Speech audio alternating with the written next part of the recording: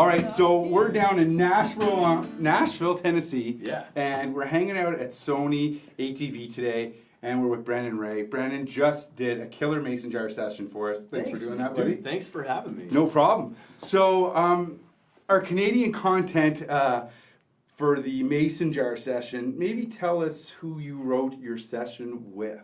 So I wrote with somebody that all of you probably know. Her name's Jessica Mitchell. It was her and a guy named John Mabe. He wrote The Climb for Miley Cyrus. He's written just so many other great hits. And we just kind of, just talked and hung out. And I had the idea for small talking in my phone. And I was like, man, this would be cool. And so we talked about it. We wrote it in about an hour and a half. And we're laughing the entire time and just having a blast. So. Cool. Now, Brandon's actually had a lot of success because of a radio gentleman down here by the name of Bobby Bones. He actually brought you into studio, if I'm not mistaken. Yeah, so I met Bobby through. I was helping out a friend, Lucy Silvas. I was playing guitar for her for a few shows, and Bobby invited her out, and we were on the bus, and the guy really just doesn't sleep, and so when everybody went to sleep on the bus, it was just me and him in the front lounge, and we just started talking and getting to know each other, and just became really good friends through that. And since then, he's brought me out on the road to open and play in his band, and have me in the studio, and he's played my song on his show, and so it's just been really cool. Now, you're an independent artist, so to be played on Bobby's show as an independent, that's a pretty big deal. It's huge. I mean, it's believers like that who make the difference in the independent artist's life. Yeah.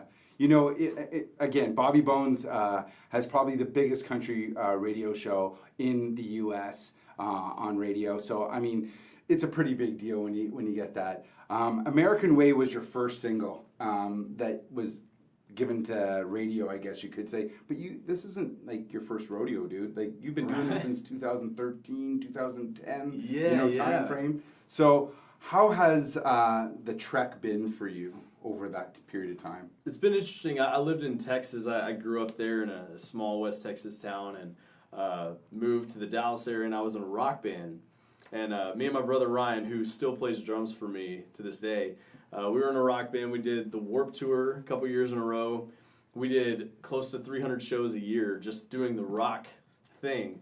And it was great, but, rock music kind of took a little turn, and, it just kind of died out. And so I had always wanted to come to Nashville, and because I loved country music, I loved writing music. And so I moved here 7 or 8 years ago, and I started playing guitar for a lot of different artists. I played for Chuck Wicks, Brett Eldridge, a lot of people like that, until somebody was like, dude, you need to stop playing for other people and do your own thing. And so I did just that, and have just been grinding and just, touring, writing and recording and releasing and building the team around me to make it happen. Yeah, well, I mean, the music that you write, it really tells a story, Maybe tell us how the transition from rock, because rock tells a story, but it's just not the same. Yeah, that is the truth, man.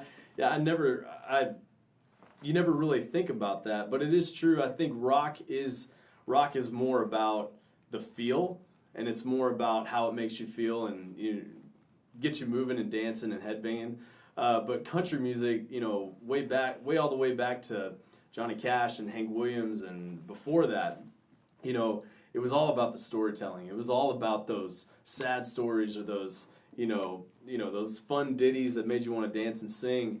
But since being here, writing with those hit songwriters that have written all the songs that we hear on the radio every day, it's almost like a college, like a songwriting school that you go to where, you make friends with people who are honest with you and can communicate that, hey, I wouldn't say that, I would say this, and to where you really just dive into your own life and try to bring out those real things that other people can identify with. But do you find that those songs that you kind of go, yeah, that was a good one, I felt it. Do you feel that those are the songs that people connect to the most, whether in your live show or? I think so. I mean, somebody said to me one day, you can't fake real. And that is the truth. I mean, you know, you can try to be something else other than who you are, but it's always going to shine through. So being real and, you know, writing those honest songs, whether it's fun, whether it's sad, whether it's weird, I mean, as long as you're being you, that's going to translate to the fans. Sure. So writing, we've talked about a few of your singles. New music. Is there an EP or an album on the way? Yeah, so we've actually been meeting and talking about that, and there's definitely new music coming very, very soon that we're really excited about. We've got a brand new team around us, and just it's all positive, it's all fun, and we just can't wait to get it out there. Wicked. So. Guys, Brandon Ray, if you haven't had a chance to listen to his music, definitely go to YouTube, check him out, head over to iTunes, download anything that's on there right now. Brandon, thanks so much for doing this, buddy. Man, thank you so much. Good to see you.